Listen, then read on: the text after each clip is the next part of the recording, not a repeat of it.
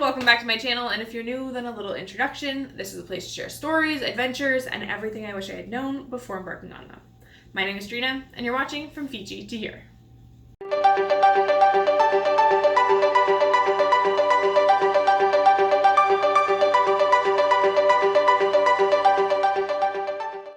Oh, Norway. For how long we had planned to see the beauty and embrace the culture that your country has to offer. We had planned to spend an afternoon in the Nobel Peace Center, walking the halls and viewing the works of incredible winners throughout the years, as well as learning the history of the Nobel Peace Prize itself.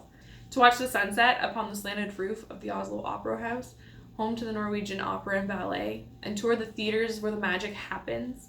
To spend a morning learning about the history of Norway, as well as the Vikings that first inhabited the region by indulging in the Viking Ship Museum, while then satisfying our hunger with a local cuisine tasting of salmon and reindeer.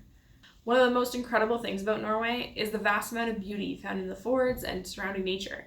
With so much green space comes a countless number of hiking opportunities, even when in a city center such as Oslo. This was probably what I was most excited about doing in Norway, to be honest. Getting the chance to go outside and be active, breathe in the fresh air, and see Norway in its most rawest form. All that being said, if you've seen the start of this series, then you can probably guess what I'm about to say, and if you haven't, click on this iCard here and watch from the beginning. Seeing as this particular trip spread across 70 days and over 20 countries, we had booked our accommodation for the majority of destinations ahead of time, as well as some of the major excursions, etc. that we wanted to do. This meant that when the Reykjavik airport closed for the weekend and our trip was cut short by 2 nights, that we had to cut them from somewhere. We had the least amount of things booked for Norway, as most of the things I've just mentioned didn't have to be booked with advance notice. That meant, of all of our options, it was the least complicated to steal days from. Which means this video will be super short. We were left with 15 hours from the time we landed until the time we had to catch our train out of there. We had still planned on going to the Opera House and being able to do the tour, except our flight was delayed, meaning by the time we actually landed, our tour was halfway over.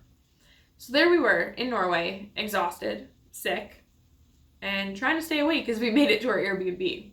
Upon meeting our extremely welcoming host, who showed us our room with a large bed and not 1, but 2 duvet comforters and half a dozen pillows, we succumbed to our fate and fell asleep until morning, having just enough time to shower and make the train out of the city to our next country. Catch you next time. This outcome means in a lot of ways I don't consider having seen Norway.